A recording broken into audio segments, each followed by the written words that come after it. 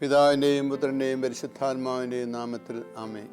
യേശുവിൽ പ്രിയമുള്ള പ്രേക്ഷകരെ, 63-ാം സങ്കീർത്തനത്തിൽ 1-ാമത്തെ വാക്യത്തിൽ ദൈവത്തിന് വേണ്ടിയുള്ള ദാഹത്തെക്കുറിച്ച് ദാവീദ് രാജാവ് എഴുതി വച്ചിട്ടുണ്ട്. 42-ാം സങ്കീർത്തനം 1-ാമത്തെ വാക്യം പറയുന്നുണ്ട്, 1-2 വാക്യങ്ങൾ. ഇന്ന് മനുഷ്യർക്ക് ദാഹം കൂടുതൽ അനുഗ്രഹങ്ങൾ കിട്ടാൻ വേണ്ടിയിട്ടാണ്. എന്താ അനുഗ്രഹങ്ങൾ കിട്ടിയാൽ സുഖമല്ലേ? കുറച്ചുകൂടെ സുഖമല്ലേ? കൂടുതൽ ലാഭം ഉണ്ടായി കുറച്ചുകൂടെ സുഖമല്ലേ? കൂടുതൽ വസ്തുവകൾ ഉണ്ടായിരുന്നാൽ കൂടുതൽ സുഖമല്ലേ?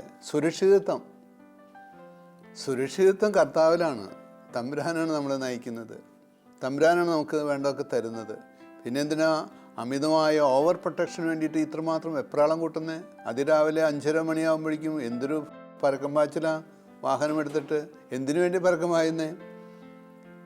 കൂടുതൽ പണം, കൂടുതൽ സുഖം, കൂടുതൽ സൗകര്യം, കൂടുതൽ ജോലി, കൂടുതൽ വരുമാനം, കൂടുതൽ പ്രശസ്തി. വൈകുന്നേരം വരുമ്പോഴോ ഇന്നെന്താ വല്ലാത്ത ക്ഷീണം മുഖത്ത്, മടുത്തു, ഭയങ്കര ജോലിയായിരുന്നു. എന്തിനു വേണ്ടിയാ? ഏറ്റവും ഉദാത്തമായ അന്ത്യ ലക്ഷ്യം എന്താ? പ്രശസ്തനാവണം, പ്രൗഢി ഉണ്ടാവണം, നേട്ടമുണ്ടാവണം, എല്ലാവരും എന്നെ സ്തുതിക്കണം, പുകഴ്ത്തണം. ആ പുകഴ്ചയൊക്കെ എത്ര നാളത്തേക്കുണ്ട്?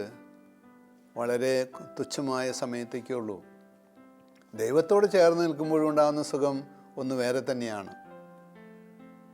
അതുകൊണ്ട് തന്നെയാണ് പൂർവ്വപിതാക്കന്മാർ എഴുതി വച്ചിരിക്കുന്നത്. ഉൽപ്പത്തിയുടെ പുസ്തകം 17-ാമത്തെ അധ്യായം 1-ാമത്തെ വാക്യം ശ്രദ്ധാപൂർവം വായിക്കുക, 3 പ്രാവശ്യം വായിക്കുന്നത്.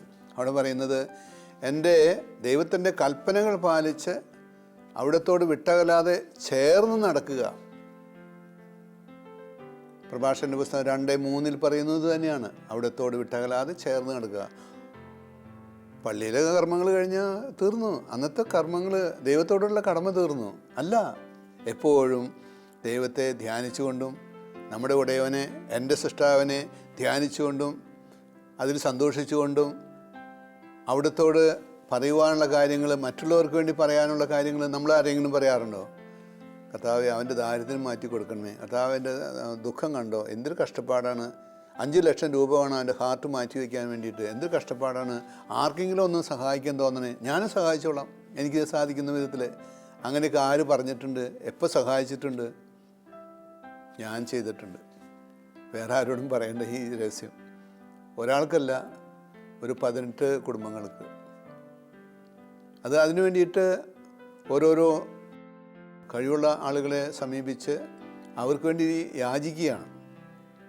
അപ്പോൾ ദൈവത്തെ അന്വേഷിക്കുന്ന മനോഭാവം, ദൈവത്തെ തേടുന്ന മനോഭാവം കൂട്ടി കൊണ്ടുവരുമ്പോൾ നിനക്ക് ആവശ്യമുള്ളതെല്ലാം തക്ക സമയത്ത് കർത്താവ് കൊണ്ടുവന്നു വരുത്. ഞാൻ പ്രാർത്ഥിക്കാൻ തുടങ്ങിയിട്ട് 1 മാസമായി, ഇതുവരെ തക്ക സമയത്തെന്ന് പറഞ്ഞിട്ട് അതൊന്നും പൂർത്തീകരിക്കപ്പെട്ടിട്ടില്ല. വെറുതെ വിചാരിക്കുന്നതാണ്. എന്തുകൊണ്ടാണ് പൂർത്തീകരിക്കപ്പെടാൻ താമസം ഉണ്ടാകുന്നത്?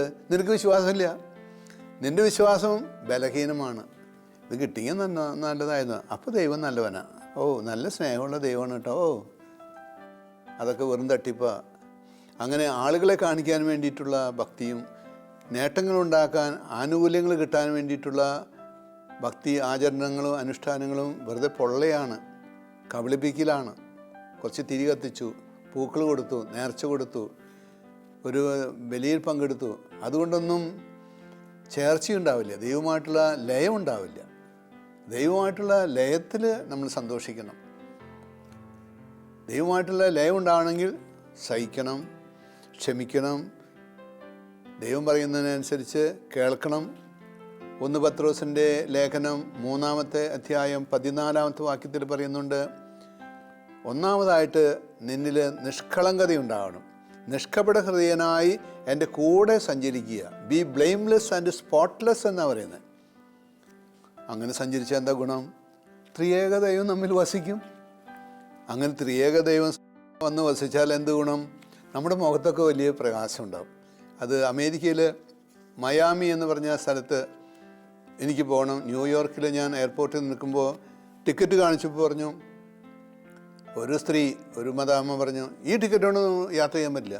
ഞാൻ പറഞ്ഞു, ഈ ടിക്കറ്റിന് എന്താ കുഴപ്പം? ഇന്ന് അതിരാവിലെ എനിക്ക് ഇഷ്യൂ ചെയ്ത പുതിയ ടിക്കറ്റാണ്. കാരണം പ്ലെയിൻ ഒരു 6 മണിക്കൂർ ലേറ്റായിരുന്നു. അതൊന്നും എനിക്കറിയില്ല. ഞാൻ പുതിയ ടിക്കറ്റ് എടുക്കണം. എടുക്കണമെങ്കിൽ എടുത്തോ. ഞാൻ ചോദിച്ചു എവിടെ പോവുക, ഞാൻ ഇവിടെ ആദ്യമായിട്ട് വരുന്നതാ. പിന്നെ നമ്മൾ തട്ടിക്കയറുകയാണ്. അതേസമയം അതേ കൗണ്ടറിൽ തന്നെ വലിയ നീണ്ട കൗണ്ടറാണ്. അറ്റത്ത് നിൽക്കുന്ന ഒരു സായിപ്പ് എന്നെ കണ്ടപ്പോൾ സല്യൂട്ട് ചെയ്തു. കാരണം ഇവിടെ ഒരു കോളറുണ്ട്, വൈദികനാണെന്ന് തിരിച്ചറിയാൻ വേണ്ടിയിട്ട്.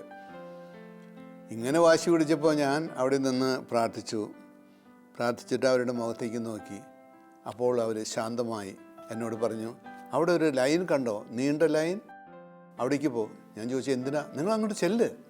ഞാൻ ചെന്നപ്പോൾ അതെനിക്ക് ന്യൂയോർക്കിൽ നിന്ന് ഫ്ലോറിഡ അല്ലെങ്കിൽ മയാമി എന്ന് പറഞ്ഞ സ്ഥലത്തേക്കുള്ള പ്ലെയിനിൽ കയറാനുള്ള ആളുകളുടെ നീണ്ട നിരയാണ്. 15 മിനിറ്റ് ആയപ്പോഴേക്കും ഞാൻ പ്ലെയിനകത്ത് കയറി. അപ്പോൾ നിന്നിലുള്ള പ്രകാശം കണ്ടിട്ട് രാജാക്കന്മാർ എഴുന്നേറ്റ് നിൽക്കും. നിന്നിലുള്ള ദൈവത്തിൻ്റെ കൃപ കണ്ടിട്ട് സാധാരണക്കാരായ മനുഷ്യർ നിൻ്റെ കാല് തൊട്ട് വന്ദിക്കും എന്ന് യെശയ്യായുടെ പുസ്തകത്തിൽ 52, 53 അധ്യായങ്ങൾ വായിക്കുമ്പോൾ അവിടെ എഴുതിയ ഒരു വാചകം ഞാൻ ഓർക്കുകയാണ്. ആളുകൾ നമ്മെ തിരിച്ചറിയും. നമ്മെ തിരിച്ചറിയുന്നത് നമ്മുടെ ഐഡൻറ്റിറ്റി കാർഡ് കൊണ്ടല്ല. നമ്മെ തിരിച്ചറിയുന്നത് നമ്മിലെ നന്മ കണ്ടിട്ടാണ്. ഒരു സായിപ്പ് വളരെ വേദനിച്ച് വിഷമിച്ച് ട്രെയിനിലേക്ക് കയറി വരികയാണ്. അപ്പോൾ ഞാൻ നീങ്ങിയിരുന്ന് സ്ഥലം കൊടുത്തു. വലിയ തിങ്ങിലുള്ള സമയമായിരുന്നു, വൈകുന്നേരം ശനിയാഴ്ച. ഞാൻ ചോദിച്ചു എന്ത് പറ്റി കാലിന്? അതൊരു ആക്സിഡൻറ്റിൽ പറ്റിയതാണ്. ഈ വടി ഉപയോഗിച്ചത് മാത്രമേ നിങ്ങൾക്ക് നടക്കാനായിട്ട് സാധിക്കുകയുള്ളൂ. അതെ, എന്നാൽ ഇനി വടി ഉപയോഗിക്കേണ്ടി വരില്ല. കുറച്ച് മണിക്കൂറുകൾ നിങ്ങൾ ഞാൻ പറയുന്ന പോലെ പ്രാർത്ഥിക്കാൻ പറഞ്ഞു.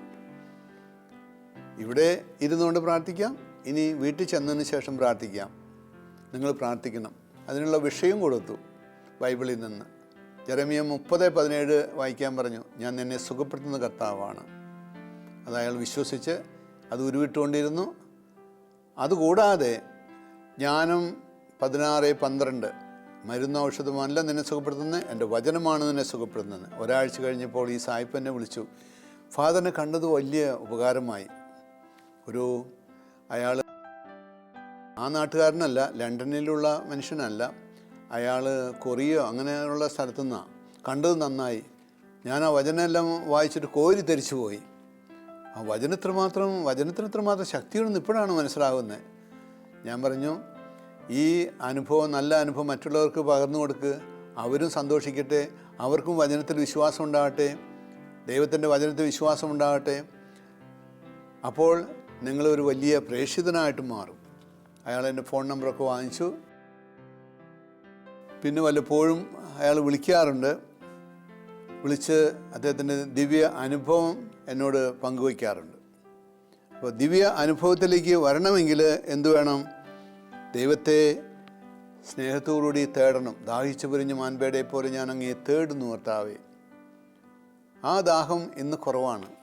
നമ്മുടെ ദാഹം ഇന്ന് ഭൗതികമായ കാര്യങ്ങൾ, നേട്ടങ്ങളുണ്ടാക്കാൻ വേണ്ടിയിട്ടാണ്. നേരം വെളുത്താൽ അവിടെ അവൻ ഒരു 50,000 രൂപ തരാണ്ട്, ഇവിടെ ഒരു 75,000 തരാണ്ട്. അത് ഇന്ന് തന്നെ വാങ്ങിയിട്ടേ ഉള്ളൂ.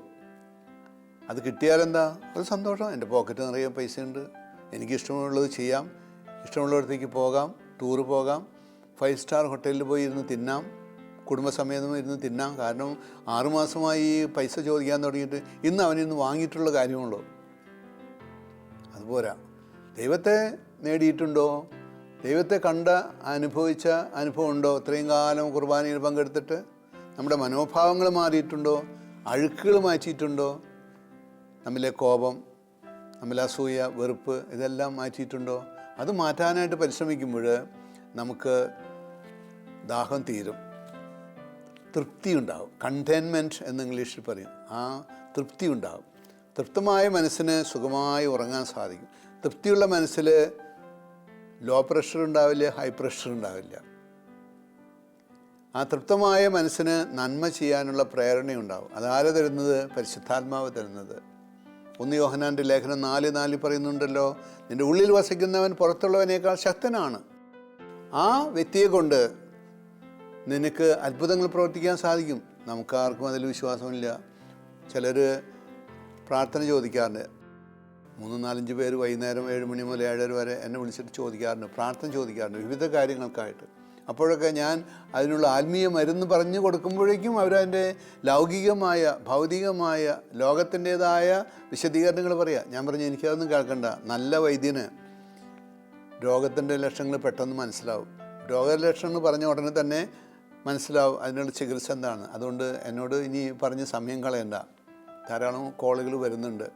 അപ്പോൾ അവർ നിർത്തും. അപ്പോൾ ഞാനത് അവർക്ക് കൊടുക്കും. ആ വിശ്വാസം കിട്ടി അവർ പ്രാർത്ഥിച്ചു കഴിയുമ്പോഴോ അവരാഗ്രഹിച്ച കാര്യങ്ങൾ നടക്കും. അച്ഛൻ പ്രാർത്ഥിച്ചിട്ടുണ്ടോ അല്ലേ? എൻ്റെ മോന് ഇവിടെ ഡള്ളസിൽ ജോലി കിട്ടി. അച്ഛൻ പ്രാർത്ഥിച്ചിട്ടുണ്ടോ അല്ലേ? മോന് കുവൈറ്റിൽ ജോലി കിട്ടി. രണ്ടുപേർക്ക് ജോലിയില്ല, പഠിച്ചിട്ട് അവർ വെറുതെ ഇങ്ങനെ ഇരിക്കുകയാണ്. അച്ഛനൊന്ന് പ്രാർത്ഥിക്കുക. ഞാൻ പ്രാർത്ഥിച്ചു. അവരത് സ്വീകരിക്കാൻ സന്മനസ് കാണിച്ചു, വിശ്വാസത്തോടെ സ്വീകരിക്കാൻ സന്മനസ് കാണിച്ചു. അവർ പ്രാർത്ഥിച്ച് ഒരാഴ്ച കഴിഞ്ഞപ്പോഴേക്കും അവരുടെ വിശ്വാസത്തിൻ്റെ ആഴം കൊണ്ട്, അവരുടെ മനസ്സിൻ്റെ നൈർമല്യം കൊണ്ട് ദൈവം പ്രാർത്ഥന കേട്ടു. രണ്ടുപേർക്കും, ഒരാൾക്ക് അമേരിക്കയിൽ ഡള്ളസ് എന്ന് പറഞ്ഞ സ്ഥലത്തും ഒരാൾക്ക് കുവൈറ്റിലും ജോലി കിട്ടി. എന്നിട്ട് ഈ അമ്മ എന്നെ വിളിച്ചിട്ട് പറയാണ്, അച്ഛൻ പ്രാർത്ഥിച്ചുകൊണ്ടല്ലേ അവർക്ക് രണ്ടുപേർക്കും ജോലി കിട്ടിയത്. അതുപോലെ തന്നെ എൻ്റെ ഭർത്താവിൻ്റെ അനുജനൊരു ജോലി കിട്ടാൻ വേണ്ടിയിട്ടൊന്ന് പ്രാർത്ഥിക്കണേ. അപ്പോൾ നമ്മുടെ ജീവിതത്തിലേക്ക് കർത്താവ് കടന്നു വന്ന് എപ്പോഴും കർത്താവ് അത്ഭുതങ്ങൾ പ്രവർത്തിക്കണമെങ്കിൽ, ദൈവികമായ അനുഭവം പ്രവർത്തിക്കണമെങ്കിൽ നാം അവിടുത്തോട് വിട്ടകലാതെ ചേർന്ന് നടക്കണം. കൽപ്പനകൾ പാലിച്ച് അവിടുത്തോട് വിട്ടകലാതെ ചേർന്ന് നടക്കണം. നിൻ്റെ അന്ത്യം ശുഭമായിരിക്കും എന്നാണ് പറയുന്നത്. ഹബക്കൂക്കിൻ്റെ പുസ്തകം 2-ാമത്തെ അധ്യായം 1-ാമത്തെ വാക്യം 1-2 വാക്യങ്ങൾ വായിച്ചോളൂ. ഇന്ന് പുറത്തേക്ക് കടക്കുമ്പോൾ പ്രത്യേകിച്ചും അനേക നാളുകളായിട്ട് പ്രാർത്ഥിച്ചിട്ട് ഇതെന്താ ദൈവം മിണ്ടാത്ത? ദൈവത്തിന് ചെവിയില്ലേ? ദൈവം സംസാരിക്കുന്നില്ലല്ലോ. അവന് കൊടുത്തു, അവൾക്ക് കൊടുത്തു, എനിക്കെന്താ കിട്ടാത്ത എന്ന് പറയുമ്പോൾ അതിനുള്ള ഉത്തരമാണ് അവിടെ പറഞ്ഞിരിക്കുന്നത്. ഞാൻ അവിടുത്തെ പടിവാതിൽക്കൽ, ഞാൻ അവൻ്റെ പടിവാതിൽക്കൽ എൻ്റെ പ്രാർത്ഥനകൾക്ക് ഉത്തരം കിട്ടുവോളം ഞാൻ ക്ഷമയോടുകൂടി കാത്തിരിക്കും. ക്ഷമയോടുകൂടി കാത്തിരിക്കും. യജമാനൻ ഭക്ഷണം കൊടുക്കുന്നത് വാരി ഒരു നായയുടെ മുൻപിൽ വാരിയിടുന്നത് പല പ്രാവശ്യം നോക്കുന്നത് ഞാൻ കണ്ടിട്ടുണ്ട്. അതെന്തുകൊണ്ടാണ് പല പ്രാവശ്യം നോക്കുന്നത്? ഇപ്പോൾ അത് എൻ്റെ കയ്യിൽ വരും എന്ന് വിചാരിക്കുമ്പോഴേക്കും യജമാനൻ അത് വായിക്കകത്ത് കൊണ്ടുപോകുന്നു, അല്ലെങ്കിൽ വേറെ ഏതെങ്കിലും പക്ഷികൾക്ക്, ജീവികൾക്ക് കൊടുക്കുന്നു. എനിക്ക് വരുന്നില്ല, പക്ഷേ കിട്ടുമെന്നുള്ള ഉറപ്പോടുകൂടി ആ യജമാനൻ്റെ അടുത്ത് നായ അവിടെ ഇരിക്കുകയാണ്. അതുപോലെ ഞാൻ അവൻ്റെ പടിവാതിൽക്കൽ എൻ്റെ പ്രാർത്ഥനകൾക്ക് ഉത്തരം കിട്ടുവോളം ക്ഷമയോടുകൂടി കാത്തിരിക്കും. ക്ഷമയോടുകൂടി കാത്തിരിക്കുക. അതിൻ്റെ അർത്ഥം എന്താ? ക്ഷമ എന്ന വാക്കിൻ്റെ അർത്ഥം അന്ധമായ വിശ്വാസം. അതാണല്ലോ വിലാപങ്ങളുടെ പുസ്തകം 3:26 പറയുന്നത്. തന്നെ തേടുന്നവർക്കും തനിക്ക് വേണ്ടി ക്ഷമയോടുകൂടി കാത്തിരിക്കുന്നവർക്കും അവിടുന്ന് സമീപസ്ഥനാണ്. നമുക്ക് തൃപ്തി ഉണ്ടാവുന്നത് ലോകത്തിലെ സാധനങ്ങളും വസ്തുക്കളും സംഭരിച്ചതുകൊണ്ടല്ല. സംഭരിച്ചിട്ടുള്ള ആളുകളൊക്കെ നിരാശരായിട്ടുണ്ട്. നിരാശരായി ഉള്ളതെല്ലാം, സൂക്ഷിച്ചു വെച്ചതെല്ലാം വാരി എറിഞ്ഞ് പുറത്തേക്ക് കളഞ്ഞിട്ടുണ്ട്. ഉദാഹരണമായിട്ട് ബിൽ ഗേറ്റ്സ്, വാറൻ ബഫറ്റ് ലോകത്തിലെ 1-ാം കിട പണക്കാരായിരുന്നു. അവർ കമ്പ്യൂട്ടർ സയൻസിൻ്റെ ആരംഭകരും വൻ വ്യവസായികളാണ് ആയിരുന്നു. പക്ഷേ അവർക്ക് മനസ്സിലായി ഇതെല്ലാം നിസ്സാരമാണ്, വില കുറഞ്ഞതാണ്. എല്ലാം കൊടുത്തപ്പോഴോ അവരുടെ മനസ്സ് സ്വതന്ത്രമായി. യോഹന്നാൻ 8:32 ഒരു വാചകം പറയുന്നുണ്ട്, അപ്പോൾ നിങ്ങൾക്ക്, എപ്പോൾ ദൈവം നിങ്ങളുടെ ജീവിതത്തിൽ ഇടപെടുമ്പോൾ, ദൈവം നിങ്ങളുടെ കൂടെ ആയിരിക്കുമ്പോൾ നിങ്ങൾക്ക് യഥാർത്ഥമായ സ്വാതന്ത്ര്യം ഉണ്ടാകും. ആ സ്വാതന്ത്ര്യം ഉണ്ടായിരുന്ന ഒരു വ്യക്തിയാണ് മദർ തെരേസ. ആ സ്വാതന്ത്ര്യത്തോടുകൂടി, ആന്തരിക സ്വാതന്ത്ര്യത്തോടുകൂടി ലോകത്തോട് സംസാരിക്കുന്ന, തൻ്റെ ഇടത്തോടുകൂടി, ചങ്കൂറ്റത്തോടുകൂടി സംസാരിക്കുന്ന ഒരാളാണ് ഇപ്പോഴത്തെ ഫ്രാൻസിസ് മാർപ്പാപ്പ. അത് കണ്ടിട്ടും കേട്ടിട്ടും അവരുടെ വായിന്ന് വരുന്ന ആത്മീയ അനുഭവങ്ങൾ കേട്ടിട്ടും ആർക്കും ഒരു കുലുക്കമില്ലല്ലോ. ഒരു ചൂടുള്ള വാർത്ത, ഇത് കൊള്ളാലോ, നല്ലതാണ്, സമൂഹത്തിന് നല്ലതാണ്, അഭയാർത്ഥികളെ സ്വീകരിക്കുക, അത് നല്ലതാണ്, അത് സ്വീകരിച്ചോട്ടെ, കാശുള്ളവർ സ്വീകരിച്ചോട്ടെ, എനിക്കിപ്പോൾ അതിനൊന്നും സൗകര്യമില്ല. ചില മൂല്യങ്ങൾ പറഞ്ഞാലേ അത് അവനുള്ളതാണ്, ഇത് വിൾക്കുള്ളതാണ്, അല്ല, എല്ലാവർക്കും ഉള്ളതാണ്. ഈശോയെ അനുകരിക്കുക എന്ന് പറഞ്ഞാൽ സമ്പൂർണ്ണമായിട്ടുള്ള ജ്ഞാനം നേടുക, സമ്പൂർണ്ണമായിട്ടുള്ള ഇൻറ്റഗ്രേഷൻ, സമഗ്രതയുണ്ടാകുക. വ്യക്തിത്വത്തിൽ സമഗ്രതയില്ലാത്തതുകൊണ്ടാണ് വ്യഭിചാരവും കടന്നാക്രമണവും പൈശാചികമായ ബന്ധനങ്ങളും കുത്തിക്കൊലയും ഒക്കെ ഏറ്റവും കൂടുതൽ നമ്മുടെ നാട്ടിൽ നടക്കുന്നുണ്ട്, മറ്റു രാജ്യങ്ങളിലും നടക്കുന്നുണ്ട്. പക്ഷെ അതിൽ നിന്നൊക്കെ വ്യത്യസ്തമായ വ്യക്തിത്വം ഉള്ള ആളുകളെ കണ്ടുകിട്ടാൻ പ്രയാസമായി തുടങ്ങി. ആളുകളുടെ എണ്ണം കുറയുന്തോറും അവരിൽ നിന്ന് കൃപ ഒഴുകുന്നില്ല, ദിവ്യത ഒഴുകുന്നില്ല. ദിവ്യത ഒഴുകട്ടെ. ഒരേ ഒരു വ്യക്തി ലൊറേറ്റോ കോൺവെൻറ്റ്, കൽക്കട്ടയിലെ ലൊറേറ്റോ കോൺവെൻറ്റിൽ നിന്ന് ഇറങ്ങി തിരിച്ചപ്പോൾ അവർക്ക് 124 രാജ്യങ്ങളിൽ ഉള്ള പാവപ്പെട്ടവരെ ശുശ്രൂഷിക്കാൻ, 124 രാജ്യങ്ങളെ ശുശ്രൂഷിക്കാൻ, സേവനം ചെയ്യാൻ അവർക്ക് അവസരമുണ്ടായി, സ്ഥലമുണ്ടായി. എവിടെ സ്ഥലമുണ്ടായി? അവിടെ ഹൃദയത്തിൽ സ്ഥലമുണ്ടായി. ഇവരുടെ വേദനകളൊക്കെ ഉൾക്കൊള്ളുവാനുള്ള സ്പേസ് ഉണ്ടായി. അതുപോലെ നമുക്ക് സ്പേസ് ഇല്ല. ഒരാൾ 2 ദിവസം മുമ്പ് കൗൺസിലിങ്ങിന് വന്നപ്പോൾ പറഞ്ഞു, ഞാൻ ജോലിക്ക് പോയ ഭാര്യ ക്വാർട്ടേഴ്സിൻ്റെ മുറി കൊട്ടി അടച്ച് ഇട്ട് അതിനകത്ത് കുത്തിയിരിക്കും. തൊട്ടപ്പുറത്ത് വേറെ ആൾക്കാർ താമസിക്കും, ഇപ്പുറത്തും വേറെ ആൾക്കാർ താമസിക്കുന്നു, മുകളിലും വേറെ ആൾക്കാർ താമസിക്കുന്നത്. പക്ഷേ അവരോട് ആരോടും യാതൊരു ബന്ധവുമില്ല. ഈ ബന്ധമില്ലാത്തതുകൊണ്ട്, ദൈവത്തോടോ സഹജീവികളോടോ ബന്ധമില്ലാത്തതുകൊണ്ട് അവർക്ക് ജീവിത പങ്കാളിയോട് സംശയമാണ്, ജീവിത പങ്കാളിയെ സംശയമാണ്. എന്നിട്ട് സമാധാനമുണ്ടോ, സന്തോഷമുണ്ടോ? ഉറക്കം വരുന്നില്ല. ഊണിലും ഉറക്കത്തിലും സംശയമാണ്. ഇന്ന് ആരുടെ കൂടെ പോയാവോ? അങ്ങോട്ടും നോക്കുന്നുണ്ടായിരുന്നു, ഇങ്ങോട്ടും നോക്കുന്നുണ്ടായിരുന്നു. ഈ വക പ്രശ്നങ്ങളാണ്. ആരത് കൊണ്ടുവരുന്നത്? പിശാച കൊണ്ടുവരുന്നത്. എന്തുകൊണ്ടാണ്? നന്മ ചെയ്യാൻ ഇടവും എപ്പോൾ എനിക്ക് കിട്ടണം എന്ന് ആഗ്രഹിക്കുകയോ അതിനായിട്ട് പ്രാർത്ഥിക്കുകയോ ചെയ്യുന്നില്ല. ഒരാൾ നേരം വെളുത്ത് എഴുന്നേറ്റ് 7 മണിക്ക് ഭക്ഷണം കഴിച്ചു, അത് കഴിഞ്ഞിട്ട് പിന്നെ കിടന്നുറങ്ങി കഴിഞ്ഞ് 12 മണിക്ക് എഴുന്നേറ്റ് വീണ്ടും ഉച്ചയ്ക്ക് ഭക്ഷണം കഴിച്ചു. പിന്നെ തെറ്റായിട്ടുള്ള കാര്യങ്ങൾ മറ്റുള്ളവരെ കുറിച്ച് ചിന്തിച്ച് സമയം കളയും. അത് മറ്റുള്ളവരോട് കെട്ടുകഥകളായിട്ട് പറഞ്ഞ് അവരെ ധരിപ്പിക്കുകയാണ് ചെയ്യുന്നത്. അതൊരു പൈശാചികതയാണ്. അപ്പോൾ നമ്മിൽ ദൈവത്തെ അറിയാതെ വരുമ്പോൾ, ദൈവത്തോട് ചേർന്ന് നിൽക്കാതെ വരുമ്പോൾ, പിശാചിൻ്റെ വ്യക്തിത്വത്തിലെ ചില കാര്യങ്ങളൊക്കെ അവൻ്റെ ജീവിതത്തിലും പുറത്തു വരും. അവൻ സമൂഹത്തിനൊരു ശാപമായിത്തീരും, സമൂഹത്തിനൊരു ഭാരമായിത്തീരും, സമൂഹത്തിനൊരു ഭയകാരണമാകും. ബിൻ ലാദനൊക്കെ ജീവിച്ചിരുന്ന കാലത്ത് എല്ലാവർക്കും ഭയമായിരുന്നു, ലോകത്തിന് മുഴുവൻ ഞെട്ടലായിരുന്നു. എന്തുകൊണ്ടാണ്? നന്മയല്ല പുറത്തു വരുന്നത്, ആ വ്യക്തിത്വത്തിൽ നിന്ന് വരുന്നത് തിന്മയാണ്. അതുപോലെ സംഭവിക്കരുത്. നമ്മുടെ ജീവിതത്തിൽ, നമ്മുടെ നാട്ടിൽ, നമ്മുടെ സമൂഹത്തിൽ ധാരാളം ദൈവത്തെ അറിഞ്ഞ, ദൈവത്തോട് ചേർന്ന് നിൽക്കുന്ന കൃപയുള്ള ആളുകൾ ഉണ്ടാകണം. അതിന് ഓരോരുത്തരും അക്ഷീണം യത്നിക്കണം, സമയം ചെലവാക്കണം, പ്രാർത്ഥിക്കണം, സഹിക്കണം. നമ്മൾ തന്നെ തീരുമാനമെടുക്കണം. ബുദ്ധി കൊണ്ടും മനസ്സുകൊണ്ടും ഭാവന കൊണ്ടും ചിന്തിച്ചുകൊണ്ട് ഇന്ന് ആർക്കൊക്കെ നന്മ ചെയ്യാൻ പറ്റും, ഇന്ന് ഇവിടെ ഞാൻ താമസിക്കുന്ന ഇടങ്ങളിൽ ആർക്കൊക്കെ എങ്ങനെയൊക്കെ നന്മ ചെയ്യാൻ പറ്റും. കുടുംബത്തിൽ അടുക്കും ചിട്ടി ഉണ്ടാക്കാൻ സാധിക്കും, കുടുംബത്തിൽ അച്ചടക്കം ഉണ്ടാക്കാൻ സാധിക്കും, പ്രാർത്ഥന അരൂപി ഉണ്ടാക്കാൻ സാധിക്കും. കുറേ കൂടി നല്ല പെരുമാറ്റം മക്കൾക്ക് കാഴ്ചവെക്കാൻ ഉതകുന്ന എന്തെങ്കിലും നിൻ്റെ കയ്യിലുണ്ടോ? നിനക്ക് കൊടുക്കാനുള്ള വസ്ത്രവും ഭക്ഷണവും പാർപ്പിടും. അതുപോരാ, അതല്ല പ്രധാനമായിട്ടുള്ളത്. അതില്ലെങ്കിലും വീട് സ്വർഗമാക്കാൻ സാധിക്കുന്നത് നമുക്ക് ദൈവത്തോടുള്ള ചേർച്ചയാണ്, ലയമാണ്.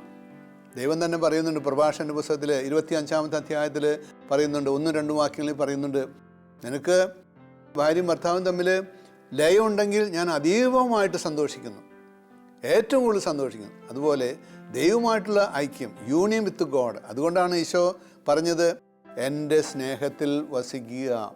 യോഹന്നാൻ 15-ാം അധ്യായം 1 മുതൽ 4 വരെയുള്ള വാക്യങ്ങൾ വായിക്കുമ്പോൾ ഈ വാചകം അവിടെ കാണാൻ സാധിക്കും. എൻ്റെ സ്നേഹത്തിലാണോ നിങ്ങൾ വസിക്കുന്നത്? അതോ മാനുഷിക സ്നേഹത്തിലാണോ? അതോ കാമാസക്തിയിലാണോ? ആർത്തിയിലാണോ? ഇങ്ങനെയുള്ളവരാരും ഒരിക്കലും ഒരു ദിവസം പോലും, ഒരു രാത്രി പോലും സമാധാനമായിട്ട് കിടന്നുറങ്ങില്ല, സ്വസ്ഥതയുണ്ടാവില്ല. ഒന്നുകിൽ ഞെട്ടിത്തെറിക്കും, അല്ലെങ്കിൽ എന്തെങ്കിലുമൊക്കെ കോപ്രായങ്ങൾ കാണിക്കും, അല്ലെങ്കിൽ എന്തെങ്കിലുമൊക്കെ വിളിച്ചു പറയും. അങ്ങനെയുള്ള ആളുകളെ കണ്ടിട്ടുണ്ട്. ഞാൻ തന്നെ എഴുന്നേറ്റ് നോക്കുമ്പോൾ ഒരാൾ ഭയങ്കരമായ സ്വരം ഉണ്ടാക്കുക. അപ്പോൾ പ്രാർത്ഥനയോട് താല്പര്യം കാണിക്കുകയും ദൈവത്തോട് ആഭിമുഖ്യം കാണിക്കുകയും ചെയ്യുമ്പോൾ നമ്മെ തൊടാനായിട്ട് ഒരു നാരകീയ ശക്തികൾക്കും പൈശാചിക ശക്തികൾക്കും സാധിക്കില്ല. നമ്മെയോ നമ്മുടെ വീട്ടിലുള്ളവരെയോ തൊടാനായിട്ട് സാധിക്കില്ല. എന്തുകൊണ്ടാണ്? നമ്മിലുള്ള പ്രകാശം കണ്ടിട്ട് ആ പ്രദേശത്തേക്ക് അടുക്കാനായിട്ട് സാധിക്കുകയില്ല. അങ്ങനെ ജീവിക്കുവാനായിട്ട് ശ്രമിക്കണം. അതുകൊണ്ടാണ് ദാവീദ് രാജാവ് എഴുതി വച്ചിരിക്കുന്നത്, സങ്കീർത്തനം 27 8-ാമത്തെ വാക്യത്തിൽ പറയുന്നു, എൻ്റെ മുഖം തേടുവിൻ എന്ന് അവിടുന്ന് എന്നോട് കൽപ്പിച്ചു. പ്രയാസങ്ങളും ദുഃഖങ്ങളും രോഗങ്ങളൊക്കെ ഉണ്ടാകുമ്പോൾ ദൈവത്തിൻ്റെ മുഖമാണ് തേടുന്നത് അതോ മനുഷ്യരുടെ മുഖമാണ് തേടുന്നത്? ശാസ്ത്രജ്ഞൻ്റെ മുഖമാണ് തേടുന്നത്? തമ്പുരാൻ്റെ മുഖത്തേക്ക് നോക്ക്. 3 മണിക്കൂർ വീതം 3 ദിവസം ഞാൻ പ്രാർത്ഥിച്ചിരുന്നു. എന്നോട് ഒരു ഡോക്ടർ പറഞ്ഞു, ഈ ടെസ്റ്റിലെ റിസൾട്ട് കണ്ടിട്ട് ക്യാൻസർ ആണെന്ന് തോന്നുന്നത്,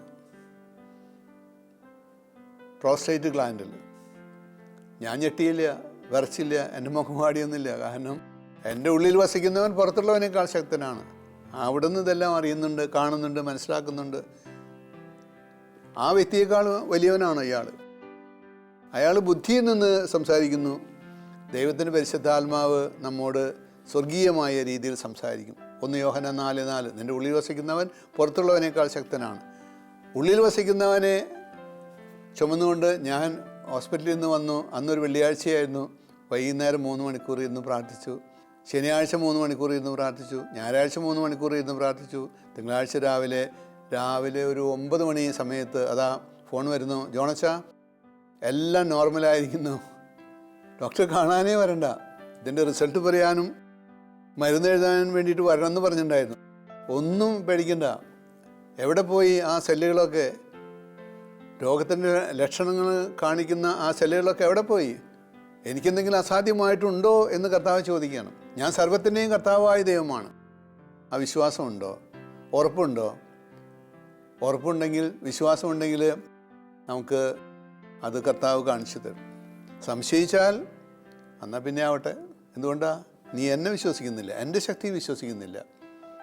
നിനക്ക് ഇത്രയും ശക്തി ഉണ്ടെന്ന് നീ അറിഞ്ഞിട്ടില്ലേ? നീ വിശ്വസിക്കുന്നില്ലേ? നമുക്കാണ് സംശയം. അങ്ങനെ സംശയിക്കരുത്, ചഞ്ചലിക്കരുത്. ഒരു പ്രശ്നവും ഉണ്ടാവില്ല. ഒരാൾ എന്നോട് പറഞ്ഞു, അബോധാവസ്ഥയിൽ കിടക്കുകയാണ് എൻ്റെ മകൻ, ഒന്ന് വരണം. 15 ദിവസമായി ICUയിൽ കിടക്കുന്നു. ഇതേവരെ കണ്ണു തുറന്നിട്ടില്ല, അനങ്ങിയിട്ടില്ല. ഞാൻ ചെന്ന് അടുത്തിരുന്ന് ഈശോയുടെ നാമത്തിൽ പ്രാർത്ഥിച്ചു, കർത്താവേ, അവിടുന്ന് ഈ മകൻ്റെ മനസ്സിൽ വസിക്കുന്നുണ്ടല്ലോ, ആത്മാവിൽ വസിക്കുന്നുണ്ടല്ലോ, അവൻ്റെ കുറവുകളെല്ലാം ക്ഷമിക്കണമേ എന്ന് പറഞ്ഞ് പ്രാർത്ഥിച്ചു. 2 മണിക്കൂർ കഴിഞ്ഞപ്പോൾ അയാൾ കണ്ണു തുറന്നു, എഴുന്നേറ്റിരുന്നു, പിന്നെ സംസാരിച്ചു, പിന്നെ വെള്ളം കുടിച്ചു. നേരം വെളുത്തപ്പോൾ ഭക്ഷണം കഴിച്ചു. അയാളെ ഒറ്റ ദിവസത്തിനകം ആ ICUയിൽ നിന്ന് ഡിസ്ചാർജ് ചെയ്തു. ഹോസ്പിറ്റലിൽ നിന്ന് തന്നെ ഡിസ്ചാർജ് ചെയ്തു. 15 വർഷത്തിന് ശേഷം തോമസ് എന്ന് പേരായ സഹോദരനെ എനിക്ക് കാണണമെന്ന് അവരുടെ ബന്ധുക്കളോട് ഞാൻ പറഞ്ഞു. ഞാൻ കണ്ടു. എനിക്ക് ഭയങ്കര സന്തോഷമായി. ദൈവം ഉയർപ്പിച്ചതല്ലേ, അന്നൊന്ന് കണ്ടേക്കാം. അങ്ങനെ ഇരിങ്ങാലക്കുടയും തൃശ്ശൂരും 2 പേരെ ഞാൻ കണ്ടിട്ടുണ്ട്. അപ്പോൾ ദൈവത്തിന് അസാധ്യമായിട്ടൊന്നുമില്ല. ദൈവത്തിൻ്റെ കൂടെ നിഷ്കപടനായിട്ട് സഞ്ചരിക്കുക, അതാണ് കർത്താവ് നമ്മോട് ആവശ്യപ്പെടുന്നത്. കൽപ്പനകൾ പാലിച്ച് നിഷ്കപടനായി എൻ്റെ കൂടെ സഞ്ചരിക്കുക. പുറപ്പാട് 14:14 വായിച്ചോ. നിങ്ങൾ ഓടണ്ട, ബഹളം വയ്ക്കണ്ട, വെപ്രാളം കൂട്ടണ്ട, ഞാൻ നിനക്ക് വേണ്ടി ചെയ്യും. പക്ഷേ നീ എൻ്റേതാണെന്ന് ദൈവത്തിന് ബോധ്യം വരണം, തമ്പുരാന് ബോധ്യം വരണം. തമ്പുരാന് നിന്നെ കിട്ടി, സ്വന്തമാക്കാൻ സാധിച്ചെന്ന് ബോധ്യം വരുന്ന ആ നിമിഷം നീ ആഗ്രഹിച്ചതെല്ലാം കിട്ടും. തക്ക സമയത്ത് കിട്ടും, കറക്റ്റ് ടൈമിന് കിട്ടും, കറക്റ്റ് ദിവസം കിട്ടും. ഓസ്ട്രേലിയക്ക് വിസ കിട്ടില്ല എന്ന് പലരും പറഞ്ഞു, എൻ്റെ കൂടെയുള്ളവർ. എനിക്കത് വിശ്വസിക്കാൻ സാധിച്ചില്ല. ഞാൻ തുടർച്ചയായിട്ട് പ്രാർത്ഥിച്ചു. 15 ദിവസം പ്രാർത്ഥിക്കാം, കർത്താവിൻ്റെ മുമ്പിലിരുന്ന് ജനത്തിന് വേണ്ടി വചനം പറയാനല്ലേ. കിട്ടിയില്ല. 16, 17, 18, 19 ദിവസം അതാ എംബസിയിൽ നിന്ന് നേരിട്ട് വിളിക്കുകയാണ്. അവർ പേര് പറഞ്ഞു, ഫോൺ നമ്പറും പറഞ്ഞു. ഇനി എന്തെങ്കിലും ആവശ്യം നീ വിളിച്ചോ. അതെന്താ കാരണം? ഉറച്ച് വിശ്വസിച്ചുകൊണ്ട് ഏതാണ്ട് 60 മണിക്കൂറാണ് ഇരുന്ന് പ്രാർത്ഥിച്ചത്. അതുപോലെ നമുക്ക് അത്ഭുതങ്ങളും അടയാളങ്ങളും കാണാനായിട്ട് സാധിക്കും. ദൈവത്തിൻ്റെ വാത്സല്യം കാണാനായിട്ട് സാധിക്കും. അവിടത്തോട് വിട്ടകലാതെ ചേർന്ന് നടക്കാൻ, കൽപ്പനകൾ പാലിച്ച് നടക്കാൻ, മാനുഷികമായ മോഹങ്ങളും താല്പര്യങ്ങളും എല്ലാം ഉപേക്ഷിക്കുക. എന്തിനു വേണ്ടിയാ? എന്നെ തന്നെ വിശുദ്ധീകരിക്കാൻ, എൻ്റെ വികാരങ്ങളെ വിശുദ്ധീകരിക്കാൻ, ലൈംഗിക ആസക്തികളെ വിശുദ്ധീകരിക്കാൻ. ആ ആസക്തികളെ വിശുദ്ധീകരിച്ച് കഴിയുമ്പോൾ ഒരു തരം ഉദാത്തീകരണം ഉണ്ടാവും, എലവേഷൻ, എൻലൈറ്റൻഡ് അനുഭവം ഉണ്ടാവും. അതാണ് അമ്മ ത്രേസ്യ പുണ്യവതിക്കും കൊച്ചുത്രേസ്യ പുണ്യവതിക്കും യോഹന്നാൻ ക്രൂസിനും പാദ്രി പിയോയ്ക്കും ഒക്കെ ഉണ്ടായിരുന്നത്. ഈ അനുഭവത്തിലേക്ക് വരാൻ ആഗ്രഹമുണ്ടോ? അതൊക്കെ പിന്നെ മതിയെന്നേ, മരിക്കാറാവുമ്പോൾ മതി. അല്ല, അതൊക്കെ ഇപ്പോൾ കിട്ടിക്കഴിഞ്ഞാൽ എന്നും എന്നും പ്രതീക്ഷയോടെ പ്രത്യാശയോടെ നമുക്ക് ജീവിക്കാൻ, ആഹ്ലാദിക്കാൻ, മറ്റുള്ളവർക്ക് നന്മ ചെയ്യാൻ നമ്മൾ കെൽപ്പുള്ളവരാകും, ശക്തരാകും. അതിനായിട്ട് നമുക്ക് പ്രാർത്ഥിക്കാം. കർത്താവായ ദൈവമേ, അങ്ങയുടെ തിരുനാമത്തിൽ വചനം കേട്ട എല്ലാ മക്കൾക്കും ഒരു ദിവ്യമായ അനുഭവം കൊടുക്കണമേ. മാനസാന്തരത്തിൻ്റെ, ചേഞ്ചിൻ്റെ, വ്യതിയാനത്തിൻ്റെ അനുഭവം കൊടുക്കണമേ. അതിനെതിരെ വരുന്ന ലൗകികമായ കാഴ്ചപ്പാടുകളും നോട്ടങ്ങളും ചിന്തകളും ബുദ്ധിയുടെ പ്രവർത്തനങ്ങളും എല്ലാം നിശബ്ദമാക്കിയിട്ട് ആത്മാവ് പ്രവർത്തിക്കട്ടെ, ദൈവത്തിൻ്റെ അരൂപി പ്രവർത്തിക്കട്ടെ. ദൈവാരൂപിയെ നയിക്കപ്പെടുന്നവരെല്ലാം ദൈവത്തിൻ്റെ മക്കളാവുന്നു എന്നാണല്ലോ തിരുവചനം പറയുന്നത്. ദൈവാരൂപിയെ നയിക്കപ്പെടുന്ന മക്കളായി തീരുവാൻ ഇവരെ അനുഗ്രഹിക്കണമേ. അതിനെതിരെ വരുന്ന എല്ലാ പൈശാചികമായ ബന്ധനങ്ങളെയും സാത്താൻ്റെ കുടില തന്ത്രങ്ങളെയും മനസ്സിലാക്കുവാനുള്ള ഉൾക്കാഴ്ച ഈ ജനത്തിന് കൊടുക്കുമാറാകണമേ. ഈ പ്രാർത്ഥനകളെല്ലാം പിതാവായ ദൈവമേ, അവിടുത്തെ പുത്രനായ ശംശിയ വഴി അങ്ങേ തിരുസന്നിധി ഞങ്ങൾ സമർപ്പിക്കുന്നു. ദയാപൂർവ്വം ഞങ്ങളുടെ പ്രാർത്ഥന കേൾക്കണമേ.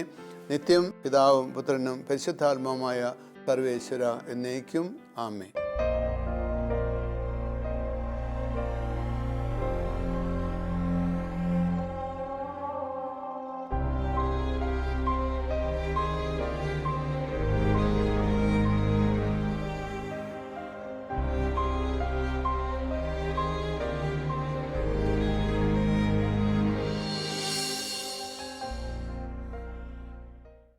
വിശദ വിവരങ്ങൾക്ക് director, Divine Vision, Divine Retreat Centre, Muringoor, Chalakudy 680316, Kerala, South India. Telephone 0091 480 270 8098, 0091 480 270 2613.